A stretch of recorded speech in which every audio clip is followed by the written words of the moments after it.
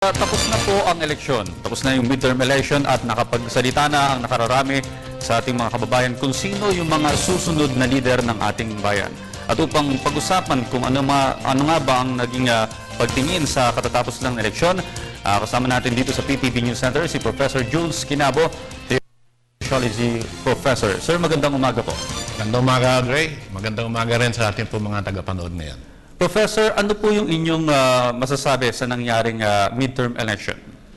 Well, as usual, marami hong mga anomalya na naano natin sa dyaryo, narinig sa radyo, maraming mga reklamo. In fact, sa aming sariling bayan, mayroong umuugong na ang natalo hong mayor ay tila yata magbibigay ho ng isang parang complaint or whatever. Ang sa akin naman po, napakasimple lang kung sino ang nadeklara ng atin pong COMELEC. Sana magsimula na ho tayo rito. Tulungan ho natin yung sino man hong nakaupo. Tayo man po yung natalo, siguro maganda na magkaayos-ayos tayo. Sa bandang huli, tayo rin ho magpapala nun. Yun po ang asang akin po. Professor, talagang bilang sociologist, hindi ba talagang natural sa mga Pilipino na ayaw tumanggap ng pagkatalo?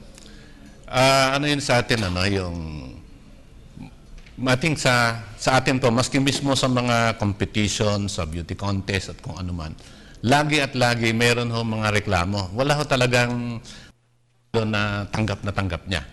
Kaya lang, ano mangyayari ho pag nakaupo na ho itong nanalo, hindi ho natin tutulungan na lang kaysa magwelga tayo, mag-rally at kung ano pa ho. Kaya ang sa akin, andyan na siya, bakit hindi natin tulungan? Bakit hindi tayo makipag-ayos? Then, mangyayari ho sa susunod na 4-3 taon, maganda ho ang mangyayari. Dahil ho, kahit pa paano may pakita natin sa ating mamamayan na kayang-kaya natin magsama-sama, hindi man tayo nagkakasundo sa ilang bagay. Iyon po ang akin. Professor, kung inyong obserbahan, yung mga nahalal po na mga senador, yung mga apelyido nila, yung mga popular, yung mga kilala, kaysa doon sa mga bagong mga tumakbong senador, nasa ang level na po ba ang maturity ng mga Filipino voters? Kung atin titingnan sa level, tila lumalabas na kung sino ho yung yung name recall.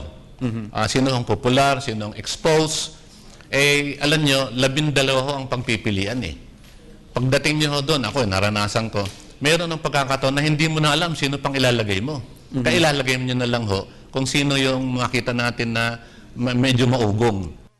Sa supermarket ho kasi yan, naghahanap ka ng isang produkto, sa dami ho ng produkto nandoon, mag-isip ka, ano bang ko? Kung anong nakikita mo sa TV, naririnig sa radyo, nababasa sa yun ang, kaya makita ho natin dito, ang napakalagang gawain o papel ng media. So, bentahe pa rin po ba talaga na ikaw ay kailangan maging popular bago ka mai-elect bilang public servant? Alam naman ho natin, there's such a thing as, meron ho tayong mga tao, isang negosyo talaga, na walang ginawa ho kundi i-package. And makita nyo na, ang kanilang packaging ho, ay nakaangkla sa mga datos na kung ano pong pulso ng bayan. Kaya tingnan nyo na lang ho, yung nakarang eleksyon, bagamat nangunguna lagi yung isang senadora, di ba ho, sa pulse rate o kung ano man yung mga SWS survey na yun, lumabas na sa top 5 po siya. Kaya makita niyo ho na meron ho tayong, I think we are living in a democratic society. Ang exposure ho, tapi ilang libo ho tayong island, Anong exposure ho ng mga tao sa sinong tatakbo ho para sa pangkalahatan ho ng ating bansa. Kaya yun ang nakikita kong itong lucrative business. Yung magaling na mag-package, yung mga media people. Professor, hindi naman po kaya, hindi lang dahil sa popularity, hindi kaya ang mga Pilipino ngayon talagang naniniwala sa mga ipinapangako ng mga tumatakbong politiko para sa ikauunlad ng kanilang mga sari-sariling bayan, lalo na sa local elections? Ang isang mano ko diyan, alam niyo po, yung kalagahan ng yung utang na loob. Naalala ko ng panahon ng diktadura, kahit anong ibatin nyo sa nasira hong ating Pangulo, meron at meron dadakilahin siya, hindi dahil sa yung mga issues na pinag-uusapan madalas, lalo ng mga intelihente sa academic sector, kundi dahil sa naranasan niya mismo doon sa tao. Kaya, imagine niyo na lang ho, yung bago mag-eleksyon, nakakatabi mo mismo yung senador, kung paano siya, kinukunan siya ng larawan. Alam nga naman, pagdating mo sa, pagdating sa balota, hindi mo maalala yung pangalan ng senador na yan. So, yung personal ng yun napakahalaga. Pero Sir, Professor, sa mga local elections po, may mga popular na mga artista na natalo. Ano sabi nito pagdating sa aspeto ng sociology? Pagdating ho kasi sa meron ho talagang masasabi natin na yung naranasan na ng bayan na makasama. Parang galing ho kayo kung saan, biglang papasok na lang ho sa eksena, alam nyo, ito ay karanasan ho ng mga nagsasurvey. In fact, napagsabihan na tayo ng mga Pilipino, meron ho tayong kind of insincerity.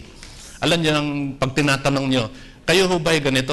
Sasagot tayo, oo tayo ng oo, o hindi, ganon. Pero sa bandang huli, magugulat ho kayo, pag matagal na yung usapan, sasabihin nila, akala ko ba ganito ka? Sasabihin ng isa, kasi ho yung dating nyo. Sinabi ito ni F. Landahocano, ang Pinoy ho, may paggalang sa damdamin ng kausap niya. Kaya, kung sinong kausap niya, makikiramdam siya. Saka mo lang malalaman ano talaga nararamdaman after. And of course, pagdating sa nararamdaman after, napakahalaga ho nung napagsamahan yung naranasan ng tao doon sa pinag-usapan o yung kandidato. Professor, bilang panghuli na lamang po, ang mga Pilipino, hindi ata, may ibang mga, lalo na yung middle class, hindi satisfied sa ibang mga naboto. Ano po ba yung mga dapat attitude ng mga Pilipino ngayon? Tapos na ang eleksyon at nagsalita na yung nakararami at nakalal na yung mga bagong leader ng ating bayan. Sa pagdating sa tanong mong yan, nais kong itutok ang aking sasabihin sa mga may edad ho tulad ko. Itong, alam niyo, kami mga sinilang noong 1953, itong taon nung ito, kami ho ay magiging senior citizen na. Kumbaga, madalas ho, atin pong sinisisi mga kabataan ngayon. Pero sa totoo lang ho, kinagisnan na ho nila ito Ang may likha ho nito, yung mga 50 pataas, mga tulad ko po. Kaya ang maano ko lang ho, naranasan na ho natin ang matinding mga dayaan, matinding mga kung ano-ano. Ano ang magagawa natin bago man lang tayo pumikit ng mata? Ano ho? Kaysa ho, ang aking gustong kausapin yung mga senior citizens, kaysa nakatutok ho tayo doon sa cholesterol natin, sa sugar, or whatever, marami ho tayong magagawa. Ano ho ang ating pagkukunan noon?